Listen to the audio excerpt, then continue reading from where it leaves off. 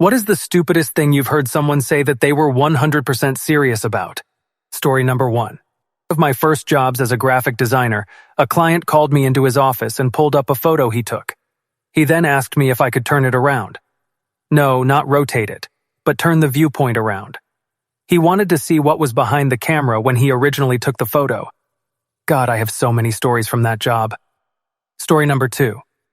On a field trip to Independence Hall in Philly, and the guide is explaining how the crew kept the windows closed in the summer heat while drafting the Constitution to stop people from listening in, and the guide mentions how hot it was inside, especially in their outfits at the time. This girl in my class proceeds to ask, why didn't they turn the air conditioner on? I will forever remember the mortified look on our teacher's face as we all died laughing. Story number 3. I was stationed in Germany in the late 80s-90s. Every Thanksgiving, multiple dudes would be perplexed as to why the Germans didn't celebrate. A dude once told me he was excited to celebrate the 4th with the Germans and asked if they did fireworks. I love you, my brothers, but some of you are dumb. Medical professionals of Reddit, have you ever had a patient so lacking in common sense you wondered how they made it this far? If so, what is your story? Story number 1. I'm a pharmacist. One evening shift, I was working a relief shift, not my usual pharmacy. A man comes in looking distressed. Man, I had sexual relations with a woman I do not intend to pursue a long-term relationship with. Yes, he said it just like that. Me. Okay, I'm assuming there was an accident or it was unprotected. How long ago did it happen? Man, last night at 7 p.m. on the couch. Whoa, TMI, I just need to know approximate time to know if Plan B will work. Oh. Me. We have this medication called Plan B, and since the incident happened within 72 hours. Man. Oh yes, I got that for her already yesterday right after we finished. We want to know if there is anything we can do to know if she is pregnant now. Me. Unfortunately not. She'll have to wait 3 weeks or so to see if she gets her period, and if she doesn't, then she can do a pregnancy test then. Theoretically, you could do a blood test for faster results, but that would also not be until a couple of weeks at least. Man, we're just really anxious because she really doesn't want to be pregnant. Is there anything that she can take to prevent the pregnancy? Any multivitamin?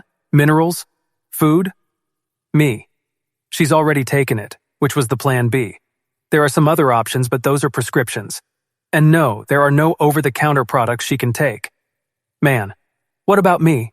Is there anything I can take now to prevent the pregnancy? Any multivitamins or minerals? Me. No, sir. There isn't anything you can take now.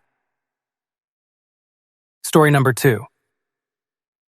Had an 18 or 19-year-old girl come in my ER with some complaint that required an X-ray. It's standard that we do a urine pregnancy test prior to imaging on any female of childbearing years. She insisted she'd never had sex, and there was zero possibility of pregnancy. We did the test anyway, and it resulted that she was pregnant. We did a blood pregnancy test to confirm the result, since she insisted she couldn't possibly be pregnant because she'd never had sex. That was positive too. We gave her a few minutes to herself to figure out what the hell happened, and when I returned to check on her a short time later, she asked me if she could get pregnant even though her boyfriend didn't go all the way in. She 100% believed that long as his penis wasn't entirely in her, it didn't count as sex. It took nearly a half hour of explaining reproduction to her for her to understand that whether it's halfway in or all the way in sperm travel. Story number 3. Not a personal experience, but one from a colleague of mine. I only saw the pics. So this 60-something-year-old suffers from an acute complication and gets a pacemaker to solve the problem. Everything goes normally, and as planned, he recovers. Every care and meds that he needs to take are prescribed. Explained and medical appointments with a cardiologist, arrhythmologist are scheduled so that he may get the follow-up he needs.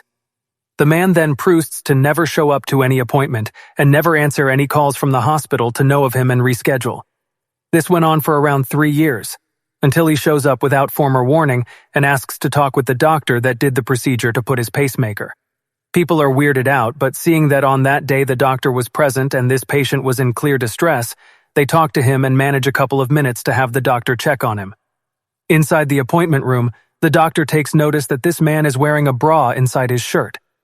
The man explains he has been wearing his daughter's bra for 3 months after his problem got worse. The shirt is asked to be taken off, and there he stands, the shirtless man wearing his daughter's bra, showing off the pacemaker. that should have been kept inside his body, dangling outside of it, being held by the left bra cup, with a big infected open wound above it with the pacemaker lead still inserted onto his veins and connected to his heart. Nobody has any idea how the man let that situation come to be, or how he didn't die of sepsis or any other health problem that may appear for that matter. TLDR. Man gets a pacemaker, doesn't show up to appointments. 3 years later comes to the hospital looking for help, wearing his daughter's bra for 3 months, to serve as a holder for the pacemaker that got out of his body from his infected open wound.